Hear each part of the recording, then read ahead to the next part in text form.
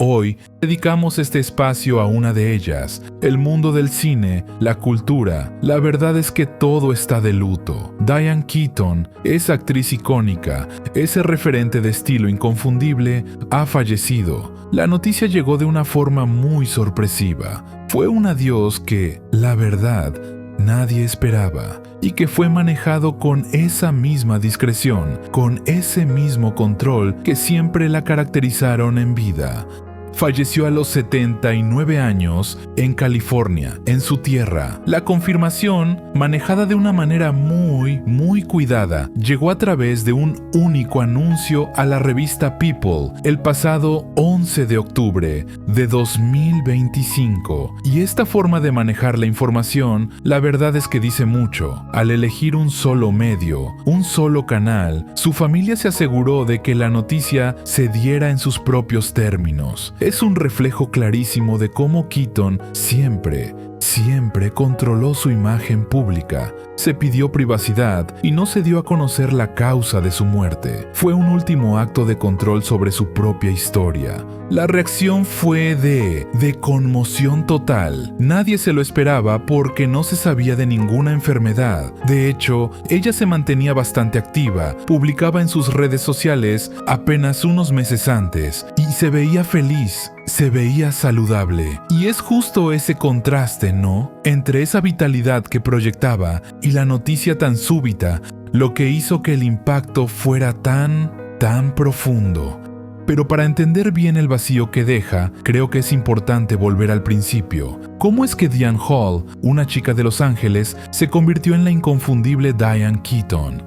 Bueno, pues ella nació en 1946 como Diane Hall. Su gran inspiración para ser actriz vino de su madre, Dorothy. Con ese sueño en la mente, se mudó a Manhattan a estudiar y al momento de unirse al sindicato de actores, tuvo que cambiarse el apellido. ¿Por qué? Porque ya había otra Diane Hall registrada y su elección fue un homenaje directo, clarísimo, a su madre. Y es que la influencia de su mamá fue total. No solo fue su inspiración artística, sino que literalmente le dio su nombre profesional. Keaton siempre la vio como su máximo ejemplo, la base de todo lo bueno en su vida. Su carrera, desde el primer momento, fue como una continuación de esa herencia, de esa fuerza matriarcal. Y a partir de ahí, bueno, empezó a construir una trayectoria que rompió con géneros, con expectativas, moviéndose con una facilidad que de verdad asombraba entre el teatro y la gran pantalla. Su ascenso fue meteórico, de verdad.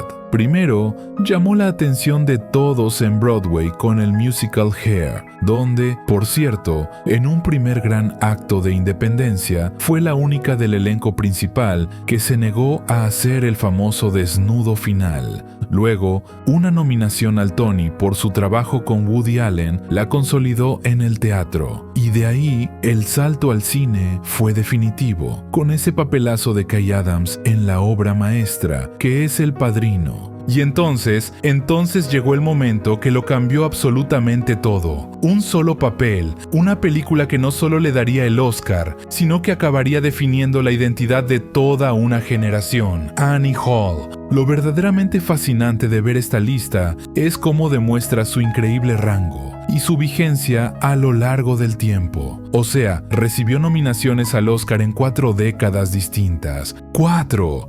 Y por papeles que no tenían nada que ver entre sí. Una activista en un drama épico, una mujer luchando contra la leucemia, una dramaturga que encuentra el amor ya en la madurez, una versatilidad de verdad simplemente asombrosa.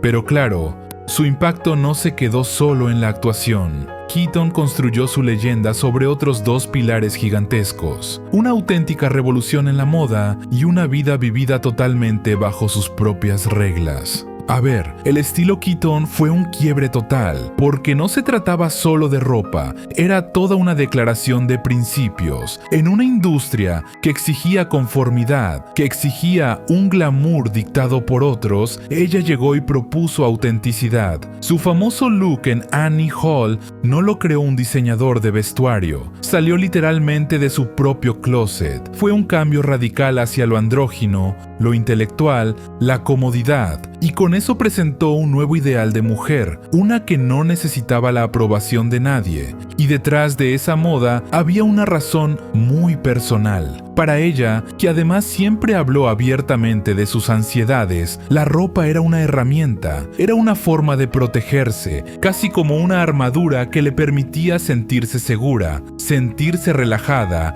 en medio del ojo público. La moda para ella no era para impresionar a los demás, sino para construirse un espacio seguro para sí misma. Esa misma independencia la aplicó, por supuesto, a su vida personal, en una época en que el matrimonio era casi una obligación para las estrellas de Hollywood. Ella conscientemente eligió no casarse y a los 50 años decidió ser madre soltera. Adoptó a su hija Dexter y 5 años después a su hijo Duke. Ella misma dijo muchas veces que ser madre fue el papel más importante de su vida, redefiniendo por completo el modelo de lo que significaba la realización femenina, muy lejos de las convenciones. Entonces, ¿qué es lo que nos queda de Diane Keaton? Su legado es una mezcla muy compleja de arte, de estilo y de una forma de vivir que dejó una marca imborrable. Creo que esta frase de su colega Jack Nicholson lo resume a la perfección. La admiración que despertaba era universal porque su autenticidad se sentía, era palpable. Ella no interpretaba un personaje fuera de la pantalla, era genuina, y esa vulnerabilidad, esa inteligencia y ese humor un poco torpe conectaban de una forma profundísima con el público y con sus propios compañeros. El punto clave de su legado es la fusión de todas estas facetas. Sí, fue una actriz icónica y una revolucionaria de la moda, pero por encima de todo, fue un modelo de independencia. Creó un arquetipo completamente nuevo, la mujer keatonesca, inteligente, un poco neurótica, elegante sin esforzarse y sobre todo dueña de su propia vida. Por eso conectó tan fuerte, porque sus personajes seguían reales, imperfectos y brillantes, justo como la vida misma.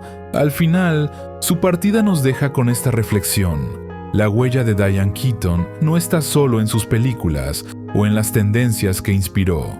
Su verdadero legado, me parece, es la demostración de que la originalidad, la autenticidad, sin pedir permiso ni perdón, es la forma más poderosa de arte y también de vida. Un modelo que sin duda va a perdurar por siempre.